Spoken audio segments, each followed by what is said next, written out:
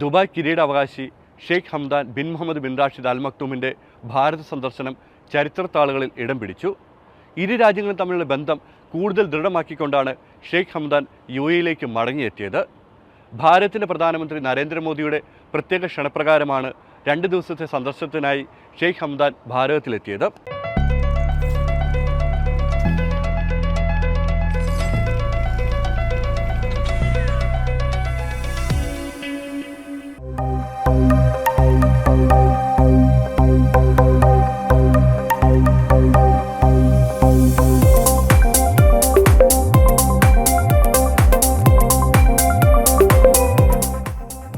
പ്രധാനമന്ത്രിയായി നരേന്ദ്രമോദി അധികാരമേറ്റെടുത്തതു മുതൽ ഭാരതവും UAE ബന്ധം ഓരോ ദിവസവും ദൃഢമാവുകയാണ്.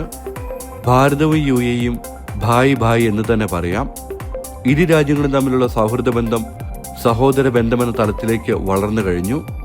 വെറും സുഹൃത്തുക്കളല്ല ഇന്നീ രാജ്യങ്ങൾ.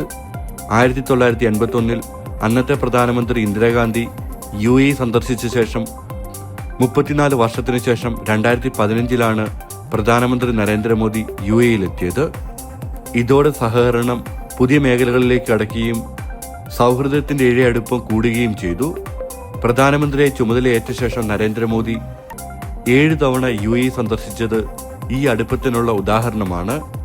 ആ മാറ്റത്തിന്റെ ദൃഷ്ടാന്തമായിരുന്നു UAE ഉപപ്രധാനമന്ത്രിയും പ്രതിരോധ മന്ത്രിയും ദുബായ് കിരീടാവകാശിയുമായ Sheikh Hamdan bin Mohammed bin Rashid Al മക്തൂമിന്റെ ഭാരത സന്ദർശനം.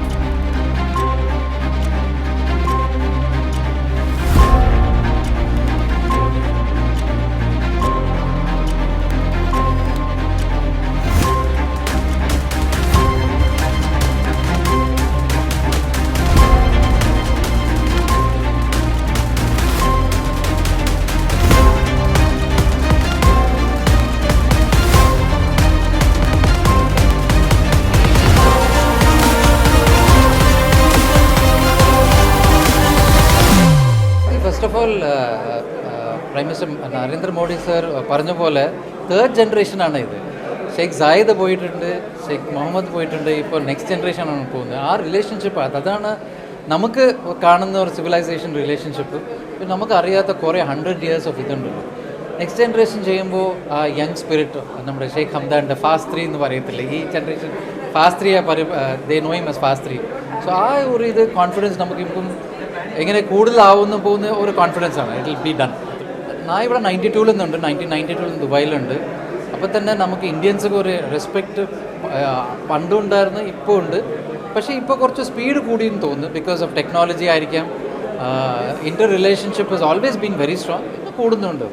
ഇപ്പോൾ സീപ്പാടെ അഗ്രിമെൻ്റ് എല്ലാം പാസ്സായി കഴിഞ്ഞിട്ട് ഇപ്പോൾ നമ്മുടെ ജുവലറി ഇൻഡസ്ട്രിയിൽ തന്നെ നമ്മുടെ കോൺസൽ ജനറൽ പറഞ്ഞില്ലേ, we are contributing about 27% to the trade between India and UAE. So it is going to grow.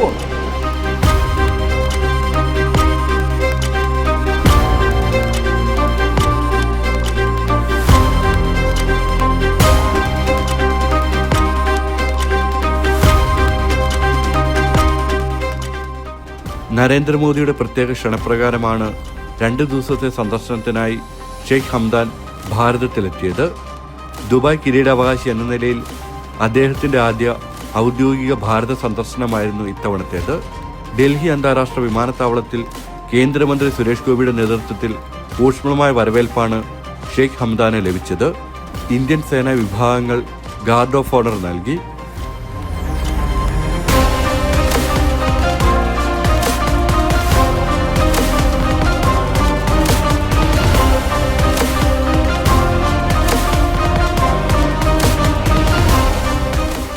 പ്രധാനമന്ത്രി നരേന്ദ്രമോദിയുമായുള്ള കൂടിക്കാഴ്ചയായിരുന്നു ഷെയ്ഖ് ഹംദാന്റെ ഭാരത സന്ദർശനത്തിലെ ഏറ്റവും പ്രധാനപ്പെട്ട പരിപാടി. ആരോഗ്യ സംരക്ഷണം, വിദ്യാഭ്യാസം, പ്രതിരോധം, ഇരു രാജ്യങ്ങളുടെ വികസന അജണ്ടകളിലെ സുപ്രധാന മേഖലകൾ എന്നിവയിലെ സഹകരണത്തെക്കുറിച്ച് ഇരുവരും ചർച്ച ചെയ്തു.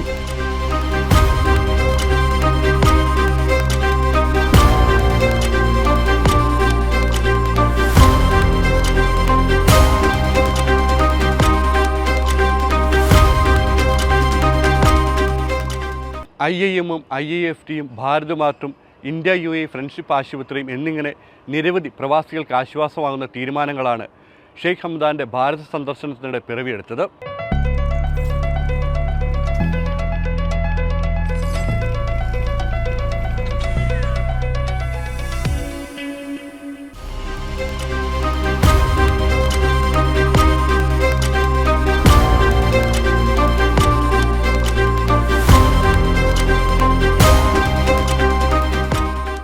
ഷെയ്ഖ് ഹംദാന്റെ 2 ദിവസത്തെ സന്ദർശനത്തിനിടെ ഇരു രാജ്യങ്ങളും തമ്മിൽ നിരവധി കരാറുകളിലും ഒപ്പിട്ടു. ഇന്ത്യൻ സ്ഥാപനങ്ങൾ ദുബായിലേക്ക് എത്തും. ഭാരതത്തിലെ ഏറ്റവും മികച്ച വിദ്യാഭ്യാസ സ്ഥാപനങ്ങളായ ഇന്ത്യൻ ഇൻസ്റ്റിറ്റ്യൂട്ട് ഓഫ് മാനേജ്മെന്റും ഇന്ത്യൻ ഇൻസ്റ്റിറ്റ്യൂട്ട് ഓഫ് ഫോറിൻ ട്രേഡും ദുബായിൽ ക്യാമ്പസ് തുറക്കും. ഷെയ്ഖ് ഹംദാനും ഇന്ത്യൻ വാണിജ്യമന്ത്രി പീയൂഷ് ഗോയലും തമ്മിൽ നടത്തിയ കൂടിക്കാഴ്ചയിലാണ് ഇത് സംബന്ധിച്ച ധാരണയിലെത്തിയത്. ഇന്ത്യൻ ഇൻസ്റ്റിറ്റ്യൂട്ട് ഓഫ് ടെക്നോളജിക്ക് പിന്നാലെയാണ് ഇന്ത്യൻ ഇൻസ്റ്റിറ്റ്യൂട്ട് ഓഫ് മാനേജ്മെന്റും ഇന്ത്യൻ ഇൻസ്റ്റിറ്റ്യൂട്ട് ഓഫ് ഫോറിൻ ട്രേഡും UAE എത്തുന്നത്. കഴിഞ്ഞ വർഷം സെപ്റ്റംബറിലാണ് ഡൽഹി IIT അബുദാബിയിൽ പ്രവർത്തനം തുടങ്ങിയത്.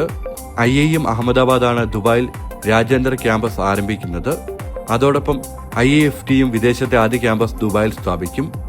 GMAT, GRE എന്നീ പ്രവേശന പരീക്ഷയുടെയും അഭിമുഖത്തിന്റെ അടിസ്ഥാനത്തിൽ വർക്കിംഗ് പ്രൊഫഷണലുകൾക്കും സംരംഭകർക്കും കോഴ്സിൽ ചേരാനാകും. 5 ടേമുകളായാണ് കോഴ്സിന്റെ ദൈർഘ്യം. 2025 സെപ്റ്റംബറിൽ ആദ്യ ബാച്ച് ആരംഭിക്കും.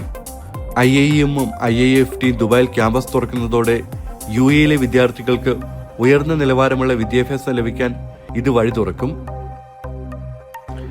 ഏറ്റവും പ്രധാനപ്പെട്ടത് ഇന്ത്യയും UAEയും തമ്മിലുള്ളതായ വ്യാപാര, വ്യവസായ, പിന്നെ അതുപോലെ തന്നെ കൾച്ചറലായിട്ടുള്ള ബന്ധം പുതിയ തലത്തിലേക്ക് പോവുകയാണ്.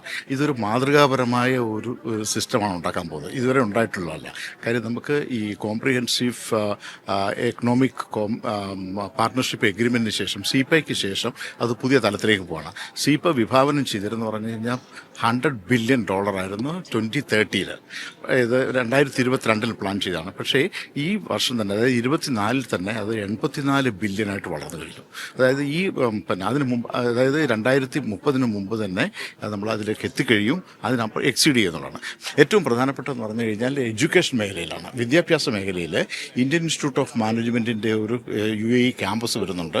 പിന്നെ അതുപോലെ തന്നെ Indian institute of foreign trade, Indian foreign ട്രേഡിൻ്റെ അതുപോലെ തന്നെ അവരുടെ ഒരു MBA കോഴ്സ്, അതായത് ഈ സെപ്റ്റംബറിൽ ഒരു MBA കോഴ്സ്.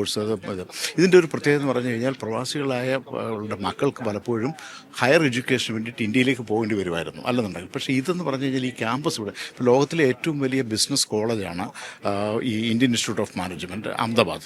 അപ്പോൾ അതിൻ്റെ ഒരു ക്യാമ്പസ് ഇവിടെ വരുന്നതോടുകൂടി ഇവിടെ സൗകര്യങ്ങളുണ്ടാകും. അതുപോലെ തന്നെ അവർ ഓഫർ ചെയ്യുന്ന കോഴ്സുകളെന്ന് പറഞ്ഞു കഴിഞ്ഞാൽ ഇപ്പോൾ അതായത് ഇവിടുത്തെ ഈ ഇക്കോണമിയെ ബാധിക്കുന്ന, അല്ലെന്നുണ്ടെങ്കിൽ ഇപ്പോൾ നോളജ് ഇക്കോണമിക്ക് ആവശ്യമുള്ളതായ പുതിയ കോഴ്സുകൾ, അതായത് ആർട്ടിഫിഷ്യൽ ഇൻ്റലിജൻസ്, അതുപോലെ തന്നെ റോബോട്ടിക്സ്, പിന്നെ ഇൻഷുറൻസ് മേഖലയിൽ അങ്ങനെയുള്ളതായ പുതിയ കോഴ്സുകൾ കൊണ്ടുവന്നിട്ട് പുതിയ തൊഴിലവസരങ്ങൾ അതിനുണ്ടാക്കാനാക്കും. പിന്നെ ഉള്ളതെന്ന് പറഞ്ഞു കഴിഞ്ഞാൽ ഇവിടെ നമ്മുടെ പിന്നെ എക്സ്പോ സെൻറ്ററിൽ തന്നെയായിരുന്നു, ഇപ്പോൾ ഇന്ത്യൻ പവലിയനിലാണ് ഈ ഇന്ത്യൻ ഇൻസ്റ്റിറ്റ്യൂട്ട് ഓഫ് ഫോറിൻ ട്രേഡിൻ്റെ ക്യാമ്പസ് വരാൻ പോകുന്നത്. അപ്പോൾ ഇത്രയും സൗകര്യങ്ങൾ ഉണ്ടാകുന്നുണ്ട്. ദുബായിൽ ആരംഭിക്കുന്ന ഭാരത് മാർട്ട് അടുത്ത വർഷം അവസാനം തുറക്കാനും ഷെയ്ഖ് ഹംദാന്റെ സന്ദർശനത്തിനിടെ ധാരണയായി.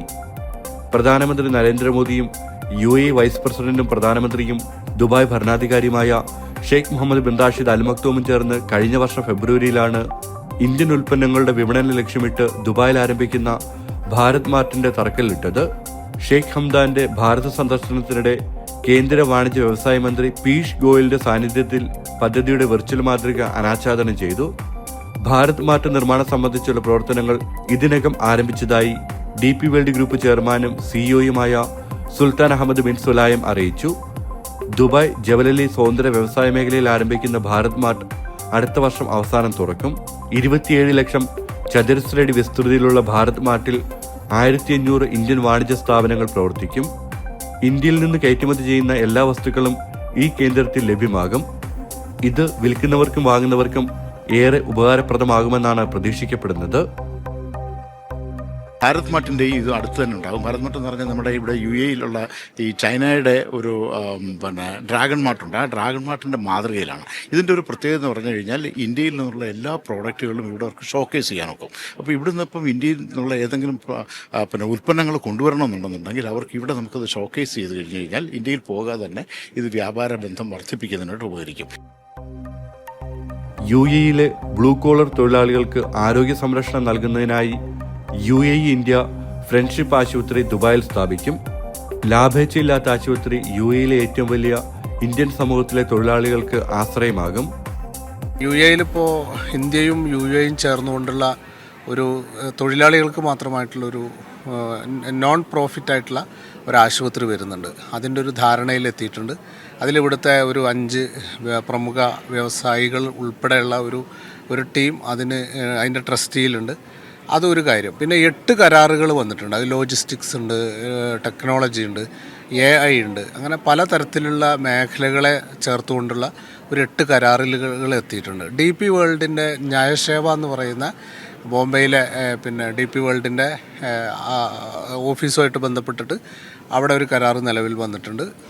അതുപോലെ ബാംഗ്ലൂരിൽ ഒരു പിന്നെ UAEയുടെ ഒരു വ്യവസായ സെൻറ്റർ നിലവിൽ വന്നിട്ടുണ്ട്. അങ്ങനെ പലതരത്തിലുള്ള ഒരു ഇന്ത്യയും UAEയും തമ്മിലുള്ള ബന്ധത്തെ കൂടുതൽ ശക്തമാക്കുന്ന രീതിയിലുള്ള ഒരു പ്രവർത്തനമാണ് ഇനി കാണാൻ പോകുന്നതെന്നാണ് എനിക്ക് തോന്നുന്നത്. കാരണം നമ്മളെല്ലാവരും വാർത്തകളിൽ ഇത് കാണുകയും നമ്മൾ അത് ചെയ്യുകയും ചെയ്തതാണ്. അപ്പോൾ സ്വാഭാവികമായിട്ട് ഇന്ത്യയും UAEയും തമ്മിലുള്ള ബന്ധത്തെ കൂടുതൽ ശക്തമാക്കുന്ന രീതിയിലുള്ളൊരു പ്രവർത്തനമാണ്, അല്ലെങ്കിൽ അതിൻ്റെ ഏറ്റവും ഒടുവിലത്തെ ഒരു ഊർജ്ജസ്വലമായ ഒരു സംഗതിയായിട്ടാണ് ഈ പിന്നെ ഷെയ്ഖ് ഹംദാൻ്റെ വിസിറ്റിനെ കാണുന്നത്. തീർച്ചയായിട്ടും അതൊരു പിന്നെ ചരിത്രപരമായ സന്ദർശനം എന്ന് തന്നെ രേഖപ്പെടുത്തണം.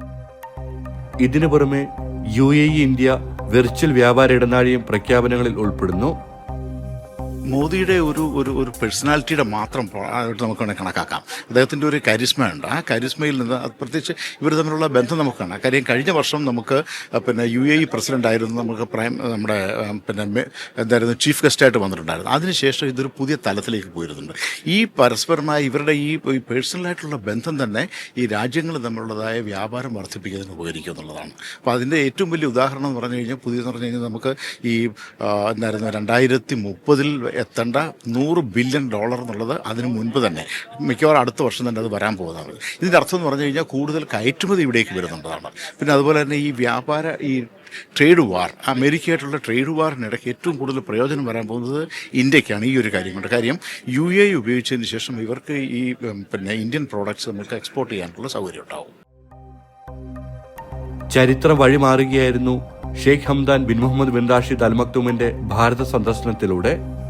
വിവിധ തന്ത്രപ്രധാന മേഖലകളിലെ ഉഭയകക്ഷി സഹകരണം വർദ്ധിപ്പിക്കുന്നതിനും പങ്കാളിത്തം ശക്തിപ്പെടുത്തുന്നതിനുമുള്ള വഴികൾ തുറക്കുന്ന കാഴ്ചയ്ക്കാണ് ലോകം സാക്ഷ്യം വഹിച്ചത്.